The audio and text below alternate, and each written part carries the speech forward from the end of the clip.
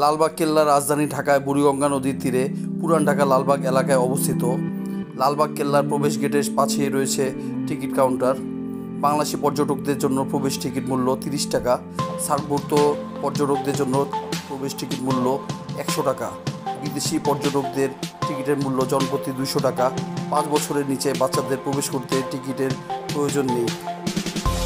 সম্রাট আওরঙ্গজেব লালবাগ কেল্লা নির্মাণের পরিকল্পনা গ্রহণ করলেও তার পুত্র যুবরাজ শাহজাদা আজম 1678 খ্রিস্টাব্দে লালবাগ কেল্লার নির্মাণ কাজ আরম্ভ করেন। শুরুতে লালবাগ কেল্লার নাম দেওয়া হয়েছিল আওরঙ্গাবাদ দুর্গ বা আওরঙ্গাবাদ কেল্লা।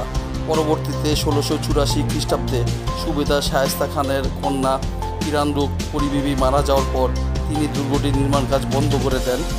1844 সালে আওরঙ্গাবাদ এলাকাটির নাম পরিবর্তন করে লালবাগ রাখা হয়। এলাকার নামের সাথে সাথে কেল্লাটির নামও পরিবর্তিত হয়ে লালবাগ কেল্লা হিসেবে পরিচিতি লাভ করে। প্রবেশ পথ ধরে সোজা এগিয়ে গেলে সামনে দেখতে পাওয়া যায় শায়েস্তা খানের কন্যা পরিবিবির স্মৃতির উদ্দেশ্যে নির্মিত সমাধিসৌধ। সমাধিসৌধটি বর্গাকৃতির এবং এর প্রত্যেক বাহুর দৈর্ঘ্য 20.2 মিটার। মার্বেল পাথরে তৈরি সমাধিসৌধটি অন্যান্য কারুকাজ সম্পন্ন এবং মূল সমাধিসৌধের উপরে তামার পাত দিয়ে মোড়ানো একটি কৃত্রিম গম্বুজ রয়েছে। মুঘল সম্রাট আওরঙ্গজেবের পুত্র শাহজাদা আজমের সাথে 1668 সালের পরিবিবির বিয়ে হয়। 1684 সালে পরিবিবির অকাল মৃত্যুর পর তাকে নির্মাণাধীন লালবাগ কেল্লার অভ্যন্তরে সমাহিত করা হয়। তার সমাধিস্থলে চিহ্নিত করে পরিবিবির মাজার নির্মিত রয়েছে।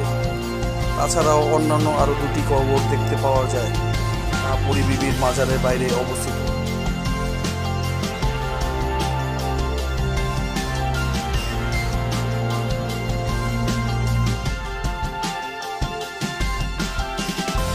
লালবাগ কেল্লা শায়েস্তা খান বাসভবন ও দরবার হল বর্তমানে লালবাগ কেল্লা জাদুঘর হিসেবে দর্শনার্থীদের জন্য উন্মুক্ত করা হয়েছে। এই দরবার হল থেকে তিনি সবকিছু নিয়ন্ত্রণ করতেন। জাদুঘরে অনেক কিছুই রয়েছে দেখার মতো।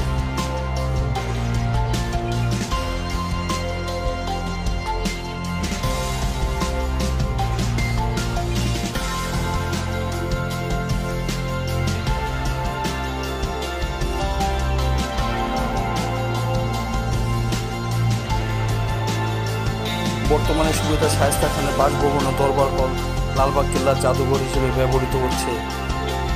লালবাগ কেল্লার 3টি ফটক থাকলেও এর মধ্যে 2টি ফটক বন্ধ করে দেওয়া হয়েছে। ফটক দিয়ে প্রবেশের সাথে সাথে মনোরম বাগান উৎফুল্ল করে দিবে। এখন রয়েছি শায়েস্তা খান বাসভবন ও দরবার হল। মুঘল আমলের পাণ্ডুলিপি, মৃৎশিল্প, কার্পেট, হস্তশিল্প, রাজকীয় ফরমানসহ আছে মুঘল আমলের বিভিন্ন সময়ের হাতে আঁকা ছবি, যা আপনাকে মুগ্ধ করবে।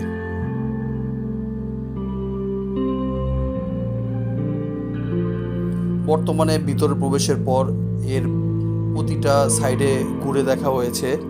শায়েস্তা খান ব্যবহৃত নানান জিনিসপত্র সযত্নে সেখানে দেখতে পাওয়া যাবে।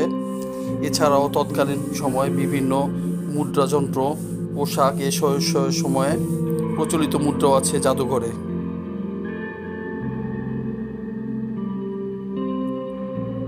লালবাগ কেল্লা ঢোকার পরে লক্ষ্য করা হবে যে সরু রাস্তার দুপাশে নানা রকম ঝাউ গাছ, পাতাবাহারের সারি, গোলাপ, গাঁদা, রঙ্গন সহ রয়েছে আরও বাহারি ফুলের গাছ।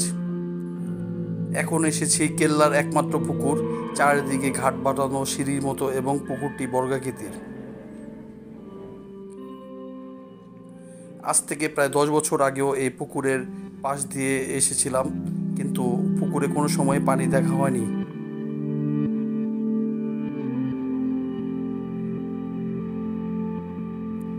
শায়েস্তা খানের বাসভবনের পাশে একটি কামান তোপ রাখানো হয়েছে। সেই সময় বিভিন্ন যুদ্ধে সেটি ব্যবহৃত হতো।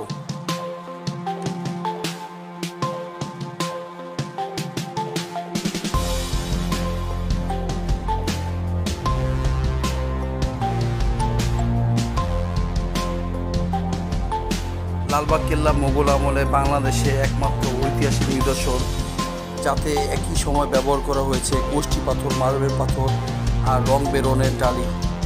লালবাগ কেল্লা দ্বারা বাংলাদেশের আর কোনো ঐতিহাসিক নিদর্শনে এমন কিছু সংমিশ্রণ পাওয়া যায়নি আজ পর্যন্ত। প্রায় প্রতিদিনই হাজারো দেশি বিদেশি দর্শনার্থীর পদচারণায় মুখরিত হয় লালবাগ কেল্লা।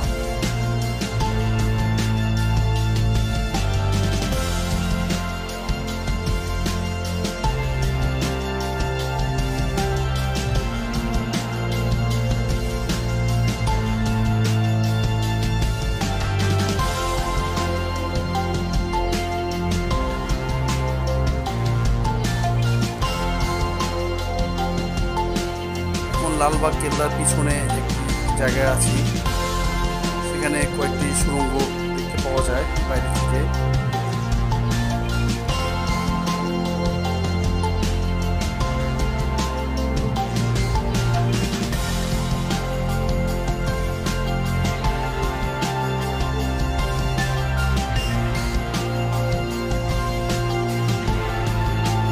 এখানে দেখা যাচ্ছে একটি সুড়ঙ্গ, যা বাইরে দিয়ে গেট লাগানো আছে। দর্শনার্থীদের প্রবেশ নিষেধ এই সুড়ঙ্গে। কথিত আছে যে সুড়ঙ্গ পথ দিয়ে কেউ প্রবেশ করলে আর ফেরত আসে না। লালবাগ কেল্লায় কয়েকটি এরকম সুড়ঙ্গ দেখতে পাওয়া যায়।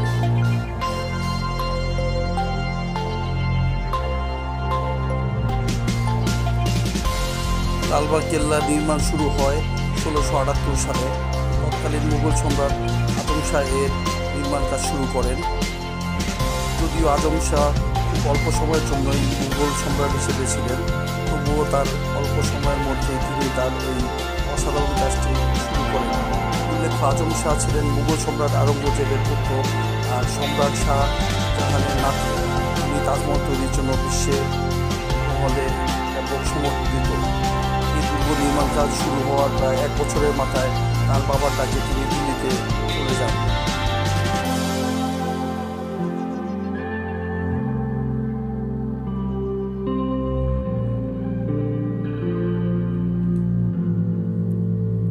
সম্রাট আওরঙ্গজেব লালবাগ কেল্লা নির্মাণের পরিকল্পনা গ্রহণ করলেও তার পুত্র যুবরাজ শাহজাদা আজম 1678 খ্রিস্টাব্দে লালবাগ কেল্লা নির্মাণ কাজ শুরু করেন।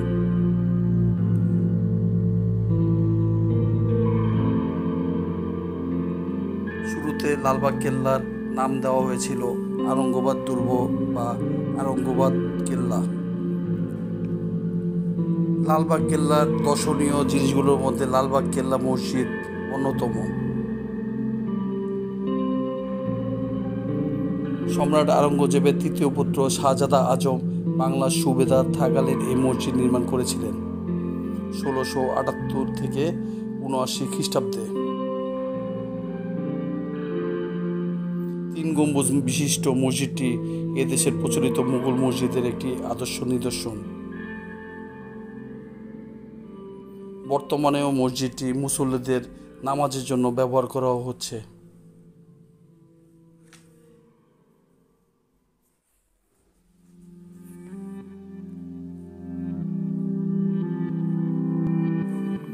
লালবাগ কেল্লা পরিদর্শনের সময়সূচি।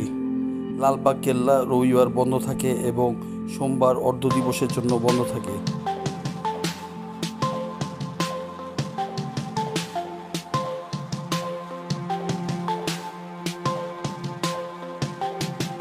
এছাড়াও সকল বিশেষ সরকারি ছুটির দিন লালবাগ কেল্লা বন্ধ থাকে। গ্রীষ্মকাল ও শীতকালে সময় অনুযায়ী লালবাগ কেল্লা পরিদর্শনের সময়সূচি পরিবর্তন করা হয়।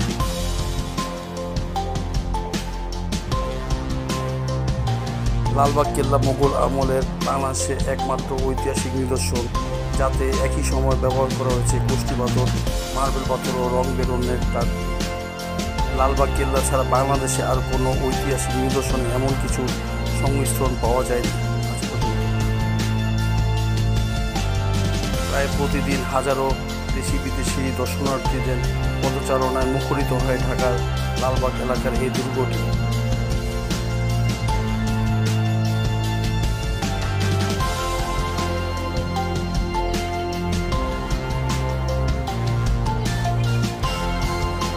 কেল্লার ভিতরে খাওয়ার কোনো সুযোগ সুবিধা নেই।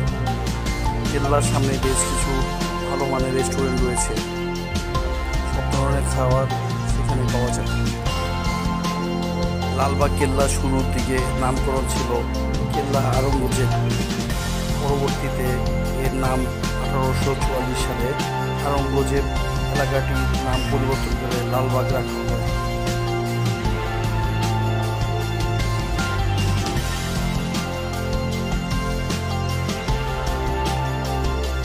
লালবাগ কেল্লা পুরোটাই ঘুরলে লক্ষ্য করবেন যে চারদিকে গাছগাছালিতে ভরপুর, ঝাউ গাছ ও পাতাবাহার গাছের সারি।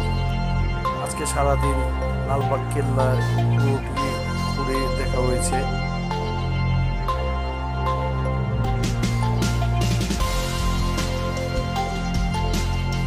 এই অংশে লালবাগের কয়েকটি সুড়ঙ্গ পথ দেখা যায় বাইরে থেকে, যা দর্শনার্থীদের প্রবেশ করতে দেওয়া হয় না।